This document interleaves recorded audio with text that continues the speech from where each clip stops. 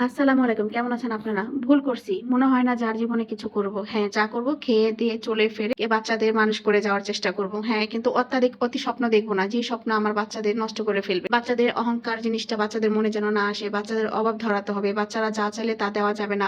এখনকার বাচ্চারা যা চায় তাই পায়। আসলে এটা আমাদের মতো মা-বাবাদের ভুল। এটা কখনোই করা যাবে না। আমরা ছোটকালে কি করেছি জানেন? ছোটকালে দেখা যায় সকালে ঘুম থেকে উঠে মাদ্রাসায় যেতাম, একটু কোরআন শরীফটা পড়তাম। তখন বাবা কি করতো ৳২ ৳৩ দিত, একটু বাটাবন খেতাম। কষ্ট জিনিসটা করতাম। তারপর সকালে ঘুম থেকে ওইখান থেকে উঠে এসে আবার মা রান্না-বান্না করে দিত। তারপর চলে যেতাম স্কুলে। আর এখনকার বাচ্চাদের কি করি? আমাদের সময় বাচ্চারা আমাদের মা-বাবা আমাদের সময় কম দিয়েছে, কিন্তু আমাদের বাবা-মার প্রতি আমাদের ফিলিংসটা কিন্তু এখন পর্যন্ত দিব্যি অন্যরকম। এখন পর্যন্ত আমাদের মধ্যে ভাই-বোনের টান আছে। কিন্তু এখনকার বাচ্চাদের মধ্যে কিন্তু এই জিনিসটা নেই। এখনকার বাচ্চারা প্রত্যেকজনের হাতে একটা করে মোবাইল থাকে। মা-বাবা কি করলো? তারা বাবা-মা একা, একা খাচ্ছে। কিন্তু ছেলে-মেয়ের কোনো খবর নেই। ছেলের হাতে মোবাইল নিয়ে, কম্পিউটার নিয়ে যার রুমে খাচ্ছে। এটা কিন্তু ঠিক না। এই বাচ্চারা এখন যদি এরকম হয়ে যায়, আর কতদিন পরে আপনার গ্যারান্টি দেন সেই বাচ্চা কি আপনার থাকবে? থাকবে না। এখনই সেই বাচ্চা আপনার কাছ থেকে দূর হয়ে গেছে। আর কতদিন পরে এই বাচ্চা কিভাবে আপনার থাকবে? আপনি কিভাবে আশা করেন যে এই ছেলে, এই মেয়েরা আমার পাশে থাকবে? এরা এখনই যার মতো রিজার্ভ হয়ে যাচ্ছে। তারা তো আরো রিজার্ভ হয়ে যাবে। আপনি কোন দুনিয়াতে আছেন? তাহলে আমরা কেন এই শিক্ষাগুলো বাচ্চাদের দিই? আমাদের উচিত কি জানেন? বাচ্চাদের সেই আগের মতো কিছু চাইলে সহজে দিবেন না। একটা বাচ্চা ২ বার, ৩ বার, ৪ বার আপনার কাছ থেকে চাইবে। সে ২ দিন ৩ দিন চাইবে। কিন্তু তারপরও আপনি সহজে দিবেন না। যখন দেখবেন যে না অত্যাধিক চাচ্ছে, তার এটা লাগবে, তখন তাকে দিবেন। আমরা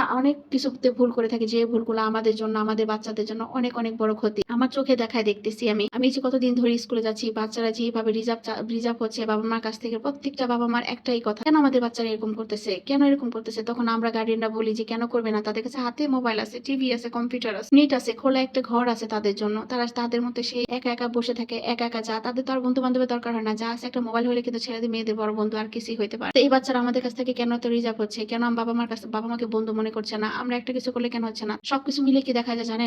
আমাদের বাবা-মা তখন আমাদের এতটা বুঝতো না। কিন্তু আমরা এখন যা বুঝি, হ্যাঁ, একটা কথাই বলব সবশেষে, যে আমাদের উচিত এখন আমাদের ছেলেপেলেকে সময় দেওয়া, আমাদের ছেলে মেয়েদের কাছে যেয়ে বসা, তাদের কি হইছে না হইছে তাদের পরম বন্ধু হওয়া, তাদের কাছ থেকে যখন মোবাইল নেবে মোবাইলটা সরিয়ে তাদের সাথে কথা বলা। এটাই মনে হয় আমাদের এটাই চরম বাস্তব, আর এটাই আমাদের করতে হবে। কারণ এখনকার বাচ্চাদের চাল-চলন অন্যরকম হয়ে গেছে। তাদের মধ্যে কোনো মায়া মহব্বত নেই। তাদের কাছ থেকে আমাদের এখন অর্জন করতে হবে। আমরা যে বাবা-মা, আমাদের তাদের প্রতি ফিলিংস আনতে হবে। বাচ্চাদের প্রতি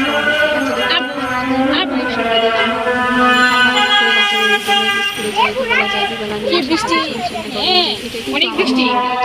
এটাই শুধু খাওয়া, পড়া, বৃষ্টি, ভালো, ভালো পোশাক আশাক, বৃষ্টি, ভালো দিদি ভাইদের বৃষ্টি। বড় হতে আচ্ছা, হবে, আচ্ছা, আচ্ছা, বাচ্চাদের আচ্ছা। জন্য ভালো শ্রম দিতে হবে, বাচ্চাদের বোঝাতে হবে, বাচ্চাদের ভালো একটু বন্ধু বৃষ্টি হতে হবে, পড়তেছে তো। বাচ্চাদের এখন বন্ধু দরকার। এই যে এই বৃষ্টি বন্ধু পড়ে। না দিয়ে ঘরে বাবা-মার সাথে আন্ডারস্ট্যান্ডিংটা হওয়া দরকার। কি বলেন আপনারা? আমার ভিডিওটি ভালো লাগলে অবশ্যই একটা লাইক, একটা ফলো, শেয়ার করে দিবেন, সাবস্ক্রাইব করে দিবেন। আল্লাহ হাফেজ।